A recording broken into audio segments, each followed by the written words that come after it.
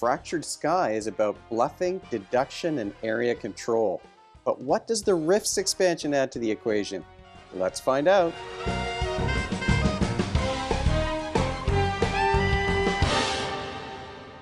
Welcome to Brains on Games. I'm Dr. Brian McDonald, and this episode I'm excited to talk about a game that came to me recently. I did back the Kickstarter for the second printing of this one, a game called Fractured Sky from IV Studios. This is the deluxe version of the game that I backed on Kickstarter, so it's not a review copy, but it did come with an expansion, kind of a mini expansion, maybe even a micro expansion called Rift. So we're going to talk about both of these. Fractured Sky from IV Studio is a game for between 1 and 5 players. We played it with 4. We almost had 5 around the table, but we played it with 4. Games take 60 to 90 minutes to play, and this one works with kids age 14 and up. Let's take a deeper look at Fractured Sky and Rift from IV Studios. This is a great looking game. You're seeing the neoprene mat. This is, like I said, the deluxe version of the game. Now, this thing even came with lenticular cards. So we've got cards that kind of are animated. I don't know if you'll be able to see this on the camera. Let me see if I put it up close here like this. You've got cards that sort of, if we can escape the reflections here, you've got cards that move. We did find these lenticular cards to be a little bit less clear. It was a little harder to see them and read them than the actual regular cards that came in the box. But you do have that option of lenticular cards if you want them. These guys are more legible, so I'll mostly be using these cards as I'm demonstrating the game. Fractured Sky isn't too complicated to understand. I would say it's on the very light end of medium in terms of the rules complexity and figuring out what's going on here. It's not too hard to explain to other players. And it's a game where you're going to win by collecting the most Starfalls.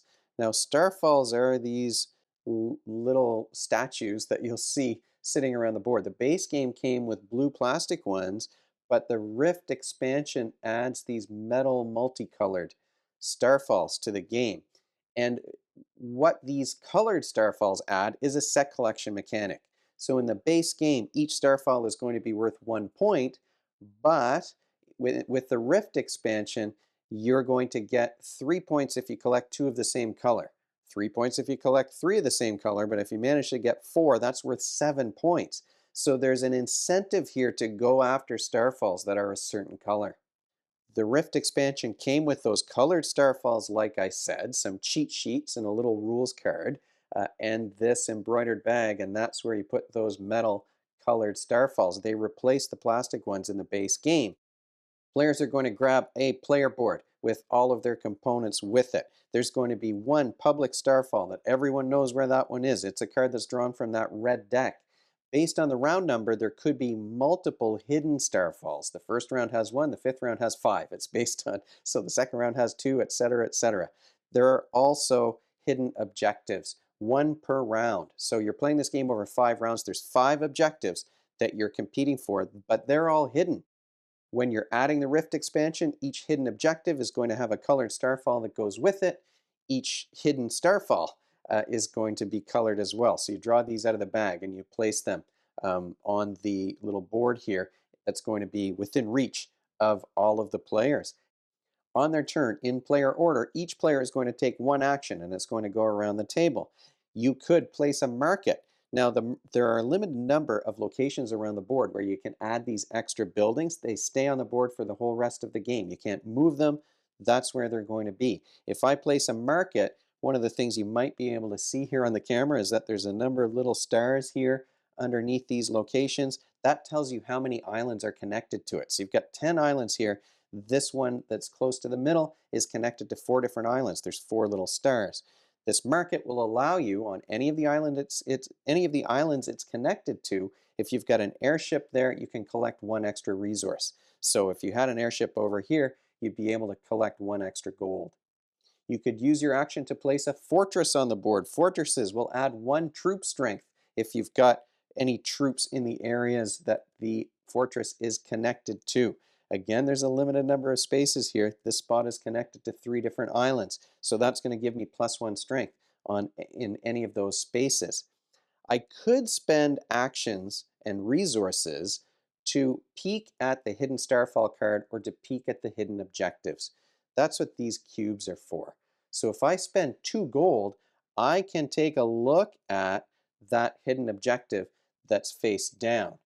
An interesting mechanism here with these hidden starfalls is that once you've spent the 2 gold to look at them, you can then choose to take one of the resources from the island. Now, this one is pretty simple. You've only got wood or wood that you could take. Some of the other islands have a choice of resources, but if I do take wood, I'm going to place my cube there to show that I'm taking that resource. I mean, you want to take those resources, but that cube is also giving the other players a hint as far as where the starfall is going to show up at the end of the round. I could spend any 2 resources to peek at the hidden objectives. So resources are gold or iron or wood. If I spend 2 in any combination of those, I can see what this objective is. So whoever wins this objective is going to get this starfall at the end of the round. In this case, you've got an objective that wants you to have the most airships in regions that contain iron. So you're sort of thinking and competing for, do I want to place my ship in a spot that, because I want to get some wood, or do I want to work towards this objective and make sure I'm placing my ships in areas that contain iron?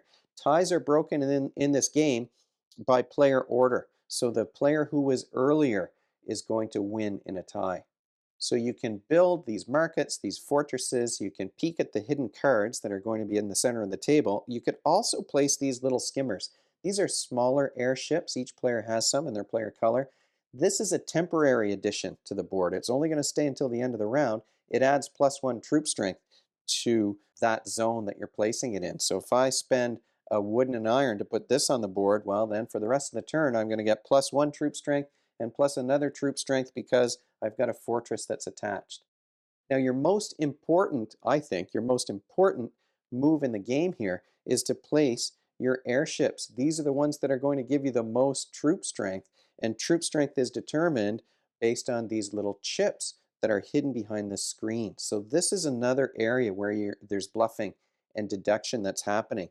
Now, you can have a maximum of 10 troop strength in a zone, and if you exceed that, there's a penalty to each of your airships that are in that zone. So you're not going to be adding it up to more than 10 very often unless you're really trying to bluff and you don't really want to win that space.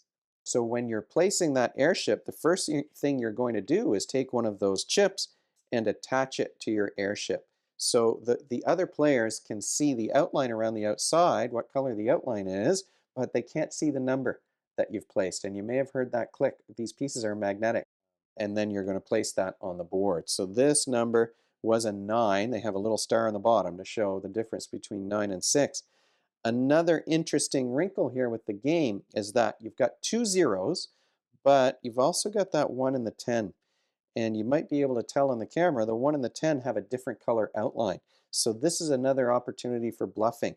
If you place your 1 and you're able to act like, oh, this is a spot that I really want, you might be able to draw the other players over there when really you're trying to win in a different zone.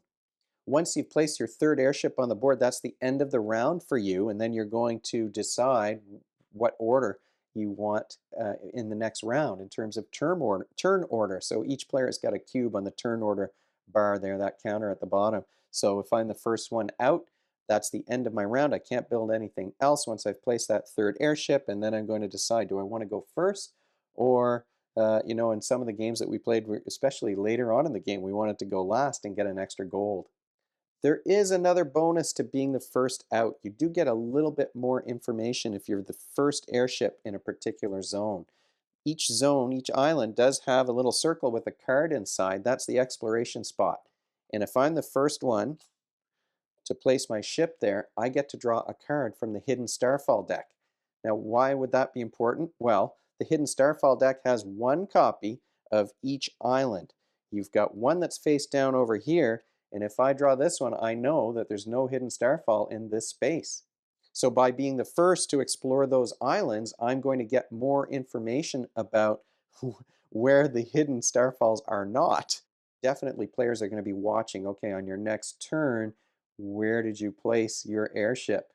And that's basically the game. Each round, there's one public starfall. There's an increasing number of hidden starfalls in the game. You're completing those hidden objectives each round as well. And then when you finish up that fifth round, you're counting up points based on the number of starfalls. With the Rift expansion, you're collecting sets of same color starfalls. And that's really important because if I've got four and then I get a fifth one, that's not going to add to my points. I need that set of four. What skills, though, are you practicing when you play a game like Fractured Sky? I mean, this is a game where there's deduction and there's bluffing. So, in order to deduce the hidden information here, you've got to watch what the other players are doing and evaluate whether they're being honest or whether they're just trying to throw you off the scent. There is a memory component here. You really have to watch and say, okay, well, they checked that card and then they did this. So what does that mean? What information is that giving me? So you definitely want to have some memory. There's no memory component necessary when it comes to the hidden information that you've explored here, you've scouted or peeked at.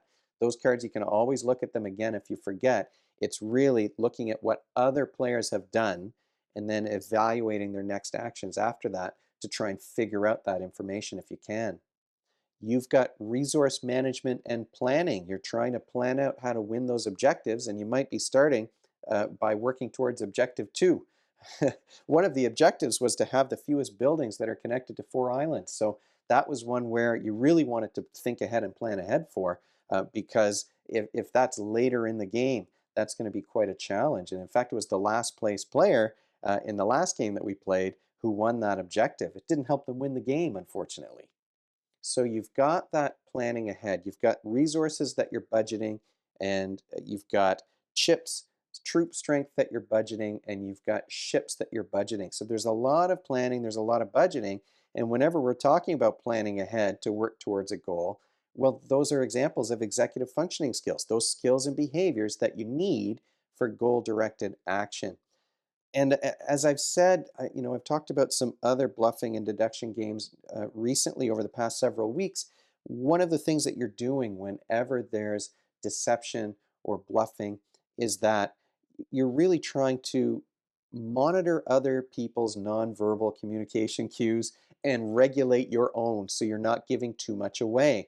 If I flip over a card and say, oh, and then all of a sudden I'm directing all of my energy towards a particular island, other players are going to know what I was looking at, unless I really manage to fake them out somehow without overdoing it. So we are talking about with these bluffing games, there's some nonverbal communication that you're trying to interpret from the other players and make sure you don't give too much away from yourself. Final thoughts, though, about Fractured Sky and the Rift expansion. Well, first, I've played a few IV Studios games, and this is another gorgeous game. I mean, they produce beautiful things.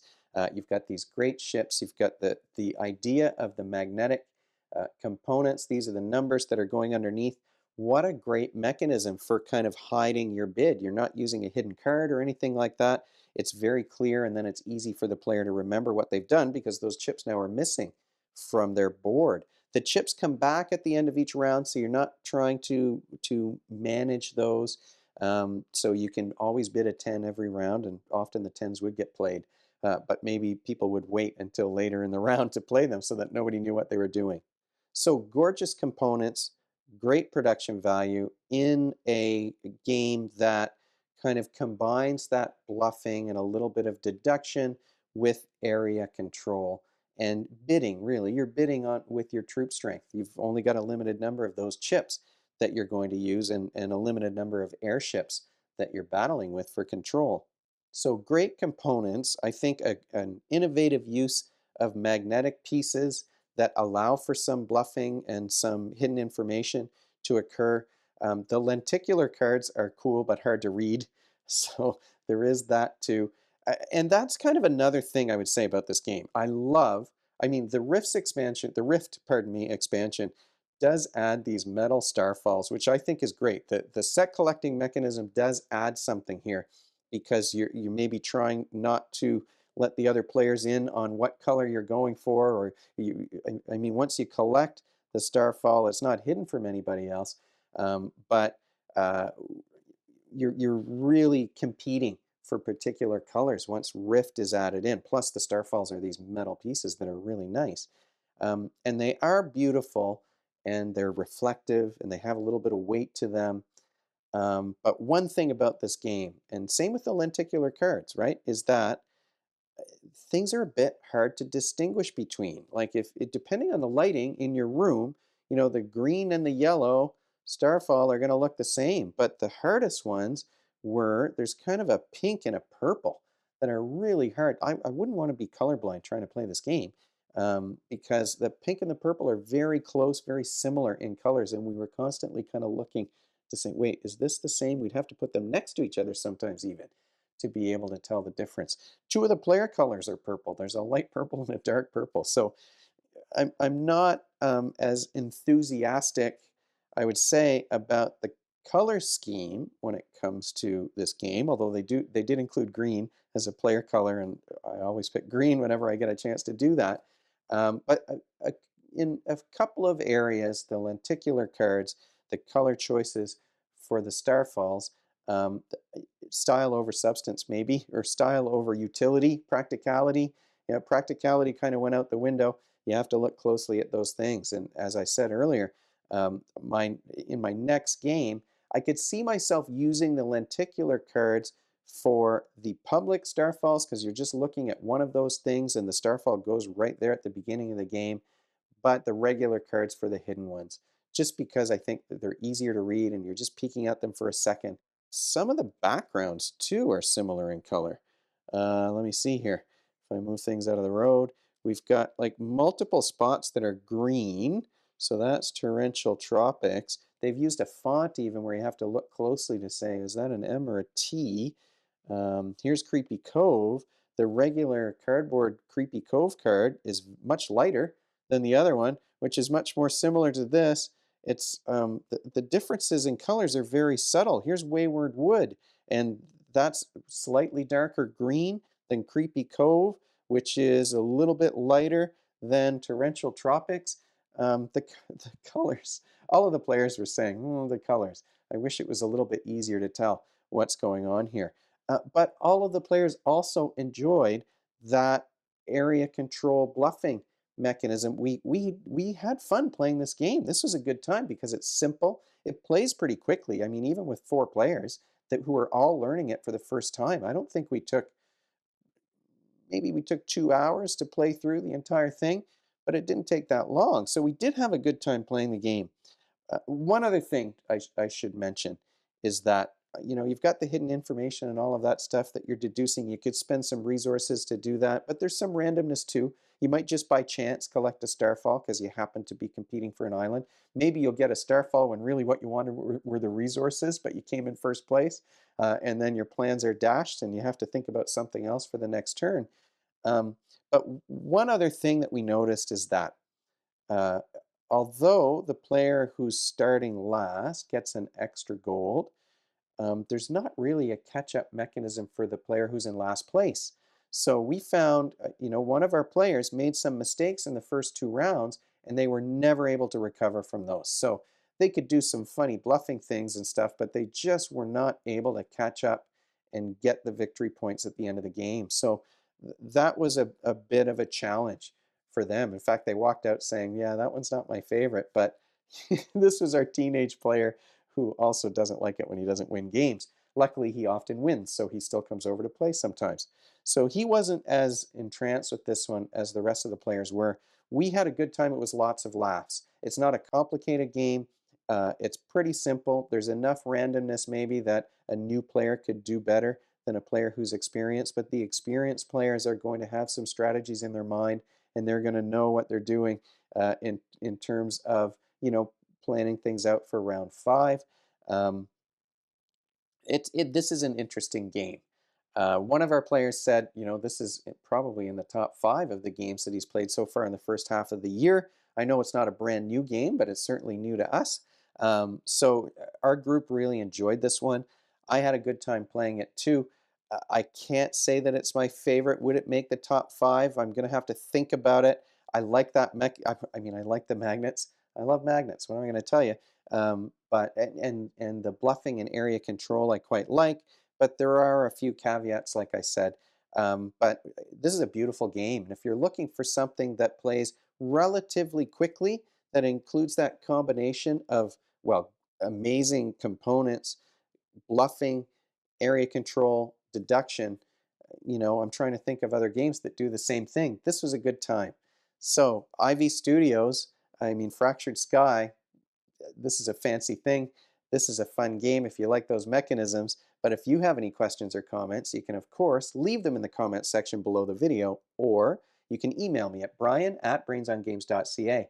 Brainsongames.ca is the website. That's where future episodes will go, and the previous ones are up there already. Brains on Games is the X handle, and the Facebook page, and the Blue Sky feed, and the Instagram feed. So we're all over the place. And if you enjoyed this video and you want to be notified of future ones, you can head on over to YouTube and click that subscribe button. Thanks for joining me, and hopefully I'll see you next time.